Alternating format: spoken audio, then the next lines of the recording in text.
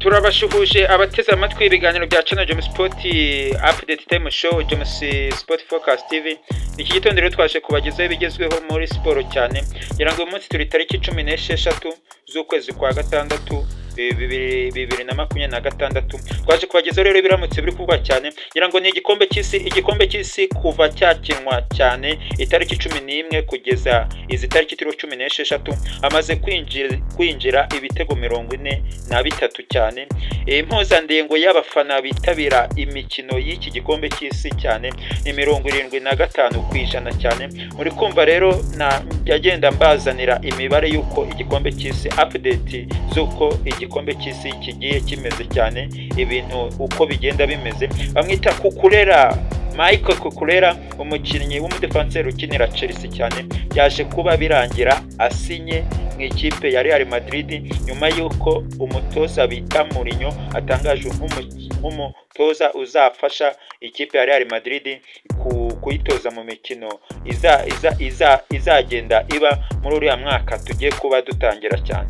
Ngira ngo rero igikombe cy'isi isa 12 cyagendaga gitangira cyane. Ngira ngo Spain nyine nyuma y'uko Cucurella yasinye mu ikipe ya Real Madrid bidasubirwaho cyane, ikipe ya Spain yazaga gukina n'ikipe ya Cape Verde, biza kurangira ikipe ya Cape Verde yihagazeho cyane, ikipe tuzahanganira mu itsinda rimwe ryo gushaka itike y'igikombe cy'isi. Byaje kurangira rero ari ubusa ku busa, ikipe ya Cape Verde yagaragaweho n'umunyegora wayo yaje kuba abafasha cyane kwitwara neza, akaba yabaye n'umukinnyi w'umukino kuko ikipe ya Spain yari yabacurikiyeho ikibuga, biza kurangira rero benganyije ubusa ku busa. Isaa 3 rero habaga undi mukino ukomeye cyane, ikipe y'Ububiligi yazaga kunganya igitego 1-1 inganya n'ikipe ya Egypt.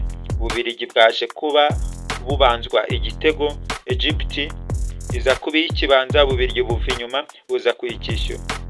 Undi mukino wabaye cyane isaa 7 mu rukerera tariki 16, ikipe ya Saudi Arabia yazaga gukina n'ikipe ya Uruguay. Uyu mukino nawo waje kurangira ari ubusa ku busa. Uruguay yasabwaga gutsinda kugira ngo igende ikomeza kwitwara neza, ariko byaje kurangira ari ubusa ku busa. Indi match yabaye cyane, match yari ikomeye cyane, twari dutegereje uko ino match iri burangire cyane. Ni match y'igihugu kiri gusukwaho ibisasu. Ikipe ya Iran yazaga gukina n'ikipe ya Nouvelle Zealand, biza kurangira ikipe ya Iran inganyije na Nouvelle Zealand ibitego 2-2.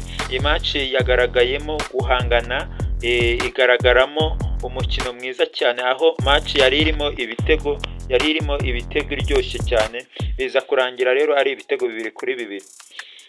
Uyu munsi rero hateganyijwe match zigiye zitandukanye cyane.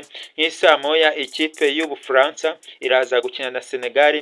Bibutse rero umukino w'ubushize ikipe ya Senegal yari yatsinze Ubufaransa ibitego 2-1. Ese byasubira ko Senegal yakora iyo bwabaga ikaba yatungura Ubufaransa ikabutsinda? Reka tuze kubiharira ikibuga. Uyu mukino Mbappe ari tayari, biri kugaragara ko aza kuba awukina cyane. Iyi match iraza kuba ikomeye cyane. Ngira ngo indi match iri bube cyane iraba isaa 6 za nijoro cyane. Ikipe ya Norway yo kwa Erling Brot Haaland iraza gukina n'ikipe ya Iraq, nayo ni match iraza kuba ikomeye. Norvege isabwa gutsinda cyane.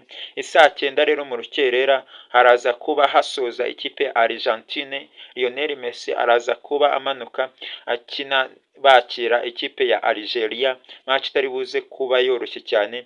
Ikipe zo muri Afrika ziri kugaragaza urwego rukomeye, usibye ikipe ya Tunisia n'ikipe ya South Africa twabonye zifite urwego rutari hejuru cyane, ariko nk'ikipe ya Cape Verde, Senegal n'izindi kipe nka Egypt ni ikipe zikomeye nka Cape Verde ziri kugaragaza ko zizakora byinshi mu gikombe cy'isi.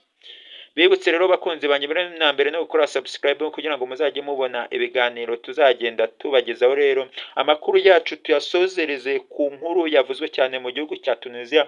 Umutoza watozaga ikipe ya Tunisia nyuma y'uko ikipe ya Sweden yatsinze Tunisia ibitego 4-1, byaje kurangira umutoza bamusezereye. Biba bwa mbere ko umutoza ari we wa mbere usezerewe mu gikombe cy'isi ku mukino wa mbere bakinaga n'ikipe ya Suwede. Bakunzi bakurikirana amakuru ya James Sport Focus TV rero, reka mbifurize kugira umunsi mwiza, ayo tubafite reka tuyasoreze aho. Ciao.